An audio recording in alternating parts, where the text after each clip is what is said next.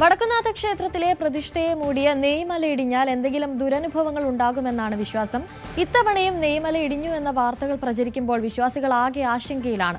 പരിഹാര പൂജകളും വഴിപാടുകളും നടത്തി വിശ്വാസികളുടെ ആശങ്ക പരിഹരിക്കുകയാണ് അധികൃതർ ചെയ്യേണ്ടതെന്ന് വടക്കുംനാഥ ക്ഷേത്രം ഉപദേശക സമിതി മുൻ സെക്രട്ടറി ഹരിഹരൻ ന്യൂസ് 18 പറഞ്ഞു. തൃശ്ശൂർ പൂരം ഒട്ടേറെ ആചാരങ്ങളുടെയും അനുഷ്ഠാനങ്ങളുടെയും തുടർച്ചയാണ്. ഒട്ടേറെ വിശ്വാസങ്ങളുടെ പിൻബലവും ഇതിനുണ്ട്. അതുകൊണ്ട് തന്നെ പല ലക്ഷണങ്ങളും ഈ പൂരത്തിൻ്റെ പല തലങ്ങളെയും കാണിക്കുന്നതാണ് എന്നൊക്കെയാണ് പറഞ്ഞു കേൾക്കുന്നത്. വിശ്വാസികൾ അങ്ങനെയാണ് വിശ്വസിക്കുന്നത്. നമ്മോടൊപ്പം വടക്കുംനാഥ ക്ഷേത്രോപദേശ സമിതി മുൻ സെക്രട്ടറി ശ്രീ ഹരിഹരൻ ചേരുന്നു. ഹരിയേട്ട, ഈ തൃശ്ശൂർ പൂരം വരുമ്പോൾ നമ്മളെപ്പോഴും കേൾക്കുന്നതാണ് ഈ നെയ്മലയുടെ ഒരു സാന്നിധ്യം വടക്കുംനാഥ ക്ഷേത്രത്തിൽ. എന്താണ് ഇത്തവണത്തെ അങ്ങനെ പറഞ്ഞു കേൾക്കുന്നത്? നെയ്മല ഇടിഞ്ഞു എന്നൊക്കെ തന്നെയാണ്, അങ്ങനെയാണോ?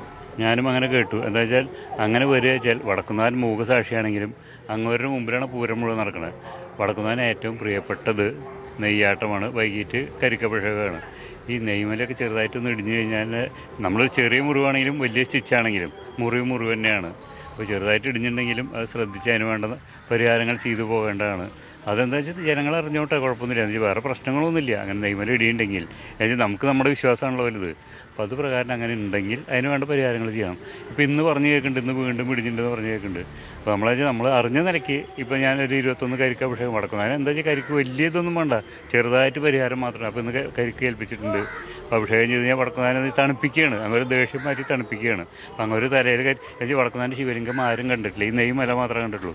ആളെ എൻ്റെ ഉള്ളിൽ ഒളിഞ്ഞിരിക്കുക എന്ന് പറഞ്ഞാൽ. അപ്പോൾ ഈ കരിക്ക് കഴിക്കുമ്പോൾ കുറച്ച് സമാധാനം കിട്ടും. അപ്പം അങ്ങനെ സൂചിപ്പിക്കുക, അങ്ങനെ തണുപ്പിക്കുക. വടക്കുംനാഥൻ്റെ പ്രീതി ഉണ്ടെങ്കിൽ തൃശ്ശൂർ പൂരമൊക്കെ വളരെ വൃത്തിയായിട്ട് നടക്കുന്നത്. അങ്ങോരുടെ മുമ്പിലാണ് ഇത് മുഴുവൻ നടക്കുന്നത്.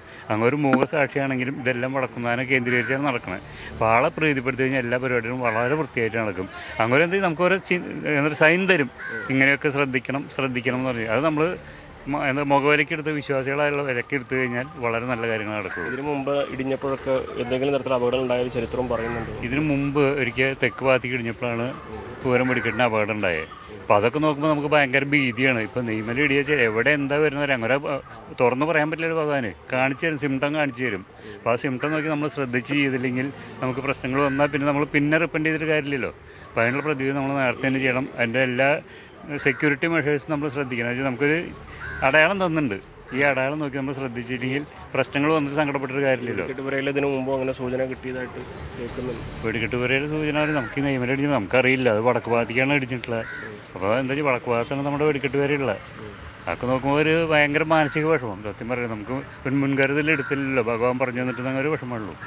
ഇനി ഇതേപോലെ കൂടൽമാണിക്യത്തിലും വഴിപാട് കഴിക്കുന്നത്. കൂടൽമാണിക്യത്തിൽ മഴ പെയ്യാതിരിക്കാൻ നമ്മൾ പൂരം കോടിയേറി കഴിഞ്ഞാൽ എല്ലാ ദിവസവും കൂടൽമാണിക്യം എല്ലാ ക്ഷേത്രങ്ങളിലും, ഇപ്പോൾ കൊടുങ്ങല്ലൂരുണ്ട്, തൃപ്രയാറുണ്ട്, ഗുരുവായൂരുണ്ട്, എല്ലാ ക്ഷേത്രങ്ങളും നമ്മൾ വഴിപാടുകൾ കഴിക്കുന്നുണ്ട്. പക്ഷേ നമുക്കൊരു ഇതറിഞ്ഞിട്ട് നമ്മൾ എന്താ വടക്കുംനാഥനാണ് നമ്മുടെ മെയിൻ ആൾ. ബാക്കി അമ്പലങ്ങൾ മോശം എന്നല്ല, ഇങ്ങോട്ട് കാര്യങ്ങൾ നോക്കുമ്പോൾ അതിലെല്ലാം വൃത്തിയായിട്ട് വരും. അധികൃതർ നൽകുന്ന മുന്നറിയിപ്പുകൾക്കൊപ്പം തന്നെ ഇത്തരം സൂചനകളും കണക്കിലെടുത്ത് വേണം മുന്നോട്ട് പോകാൻ. 100%. അതുതന്നെയാണ് ഏറ്റവും പ്രധാനപ്പെട്ട ഒരു കാര്യം. പല മുൻകരുതൽ നടപടികൾ അധികൃതർ സ്വീകരിക്കുന്നുണ്ട്. അതോടൊപ്പം തന്നെ വിശ്വാസപരമായിട്ടുള്ള ഇത്തരം കാര്യങ്ങളിൽ നൽകുന്ന സൂചനകൾ വിശ്വാസികളെ സംബന്ധിച്ച് പ്രധാനപ്പെട്ടതാണ്.